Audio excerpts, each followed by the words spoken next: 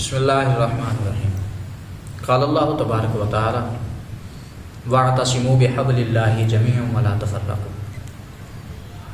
اللہ رب العزت نے ارشاد فرمایا اللہ کی رسی کو مضبوطی سے تھامو اور فرقے کے اندر نہ پڑو، تفرقات کے اندر نہ پڑو۔ اب فرقے کے حوالے سے یا فرقہ پرستی کے حوالے سے علماء کی بہت زیادہ ویڈیوز موجود ہیں نیٹ کے اوپر، میں اس پر بات نہیں کر رہا۔ آج صرف اور صرف میرا تھوڑا سا مشورہ مان لیں یا تھوڑی سی عرض مان لیں، گزارش کہہ لیں، عوام اہل سنت کے لیے، علماء کے لیے، اور میں کہتا ہوں ہر مسلک، چاہے وہ دیوبندی ہیں، اہل تشیع ہیں، اور خصوصاً عوام علماء اہل سنت کے لیے۔ اللہ نے اس امت کو، امت محمدی صلی اللہ علیہ وآلہ وسلم کو ایک خاص وصف عطا فرمایا۔ وہ کیا تھا؟ یأمرون بالمعروف وینہون عن المنکر۔ یہ بھلائی کا حکم دیتے ہیں اور برائی سے منع کرتے ہیں۔ موجودہ دور ایسا دور ہے کہ جہاں پر مسلمانوں کے اوپر روز بروز نئی آزمائشیں اور نئے نئے وار جو ہیں وہ کیے جا رہے ہیں، اور اس کی سب سے بڑی مثال موجودہ دور کے اندر فلسطین ہے۔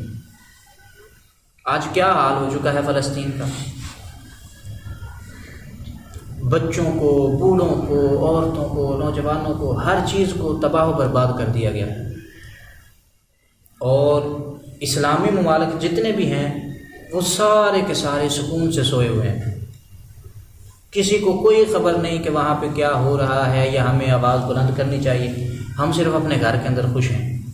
اور اس دور میں سب سے بڑی جو ذمہ داری تھی وہ علماء کی تھی۔ علماء کا حق تھا کہ وہ اپنی مساجد کے اندر، اپنی تقاریر کے اندر، اپنی ویڈیوز کے اندر اس پیغام کو اپنے سارے ماننے والوں تک پہنچاتے۔ لیکن ہو کیا رہا ہے؟ ہمارے علماء اپنے اختلافات سے نہیں نکل رہے۔ آج اگر ہم یہ سمجھیں کہ امت کے اندر تفرقہ یہ ہے کہ کوئی سنی ہو گیا، کوئی وہابی ہو گیا، کوئی جو ہے نا وہ دیوبندی ہو گیا، کوئی شیعہ ہو گیا، صرف یہ فرقہ نہیں رہا۔ خدا کی عزت کی قسم ہے، اگر اہل سنت والجماعت کے اندر دیکھا جائے تو ہر عالم اپنا ایک علیحدہ فرقہ بنا کے بیٹھا ہوا ہے۔ اس کے جو ماننے والے ہیں، اس کا جو گروپ ہے، وہ صرف اسی کو ٹھیک کہہ رہا ہے، اس کے علاوہ جتنی بھی دنیا ہے سب کو وہ غلط مانتا ہے۔ دوسری طرف جو بیٹھا ہوا ہے وہ صرف اپنے استاد کو، اپنے عالم کو، اپنے پیر کو وہ ٹھیک سمجھتا ہے، اس کے علاوہ جتنے بھی ہیں وہ سب کو غلط مانتا ہے۔ یہ صرف اور صرف میں اہل سنت والجماعت کی بات کر رہا ہوں، اور یہ میں صرف کسی کا نام نہیں میں لینا چاہتا، یہ سب کو پتہ ہے۔ آج اگر کسی کے پیر کے خلاف، کسی کے استاد کے خلاف بات کر دی جائے، اگر میں اسی ویڈیو پر کسی ایک کا نام لے لوں، کوئی بھی سمجھنے کی کوشش نہیں کرے گا، سارے کے سارے خلاف ہو جائیں گے۔ جی یہ ہوتا کون ہے بات کرنے والا؟ اور یہ ٹھیک ہے، میں کون ہوتا ہوں کسی کے خلاف بات کرنے والا؟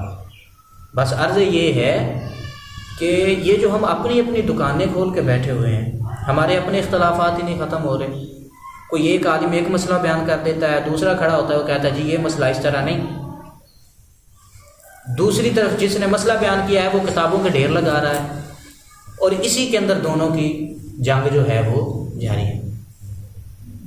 اہل حدیث کے نزدیک ان کے علماء کے اندر اختلاف ہے، دیوبندیوں میں ان کے علماء کے نزدیک اختلافات آپس میں پڑے، اہل تشیع ہیں ان کے اختلافات آپس میں۔